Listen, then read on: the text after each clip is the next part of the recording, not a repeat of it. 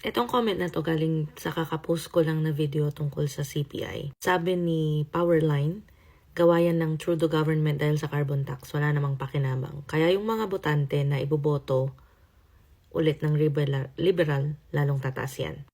This statement is just a bunch of words that doesn't make sense.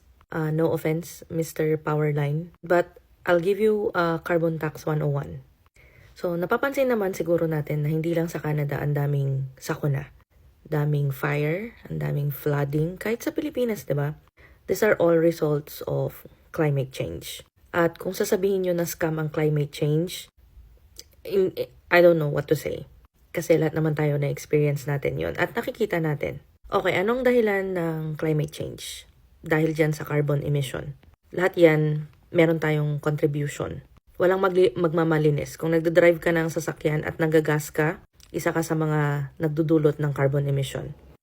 So, anong solution ng Government of Canada para dito? I will not say as a solution, pero it's more of like, what are we trying to do? Because doing nothing is far worse than doing something, di ba? So, dito pinanganak ang carbon tax. Ang carbon tax ay ini-implement sa lahat ng purchases mo na merong carbon emission. So kapag naggas ka, kapag nagbayad ka ng kuryente at syempre yung utilities mo, may carbon tax yan. Ngayon, yung carbon tax it's meant for us to, kumbaga, think twice. Let's say for example, yung cars. Marami ngayon ang nagsusulputang electric cars. But if you will ask me, parang ang disadvantage ng electric car for me is yung inaantay mo mag-charge. Tapos kung saan ako, malala ang winter dito. So feeling ko magdi-drain yung battery ng mabilis.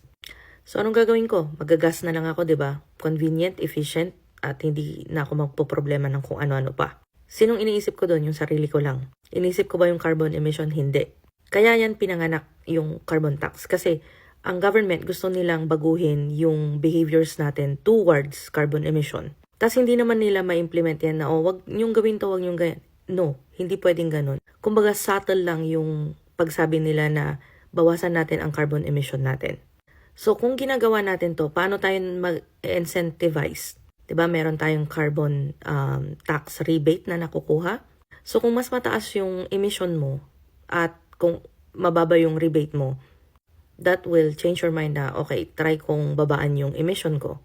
Pero kung mababa yung carbon emission mo, tas mataas yung rebate na nakuha mo, kumita ka, literal. So I'm not sure kung anong sama ng loob natin sa carbon tax.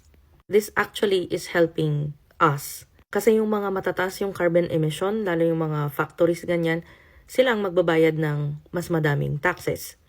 Anong gagawin nila para mapababa yung cost nila? Maghahanap sila ng ibang alternative para hindi mag-emit ng ganong kataas na carbon habang ginagawa yung production nila. So ang logic ng carbon tax ay yung government gusto nilang baguhin yung behavior ng mga tao towards carbon emission. But they cannot just set a rule na wag nyong gawin to, wag kayong mag-drive, walang ganon. Subtle siya. Kailangan mo lang siyang unti-untiing baguhin yung behavior na yon. And then, nagbibigay sila ng rebate kasi habang binabago mo yung behavior na yon, binabalik naman nila yung tinatax nila sa'yo. Tas ang goal nung rebate na nakukuha natin is for you to buy something that is, kumbaga, mas makakatulong sa environment. Kunyari, bibili ka ng electric bike. Kesa mag-drive ka papuntang grocery, kung mababike mo naman siya, tas electric naman siya, o di nakatulong ka sa climate change, hindi ka nakadagdag doon sa problema. O kaya, bibili ka ng mas efficient na, I don't know, na furnace. Yung iba nag-iisip maglagay ng solar panels, kasi nga tumataas yung cost ng utilities, tas ang taas pa ng carbon tax, di ba? Nag-iisip tayo ng alternative.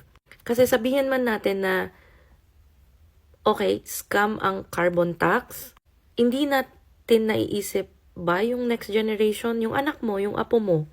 Kung ngayon nga, sobrang init or sobrang lamig na, ano pang future ang ina-expect natin for the coming generations? So, before we post something like this, let's educate ourselves and let's not blame one person.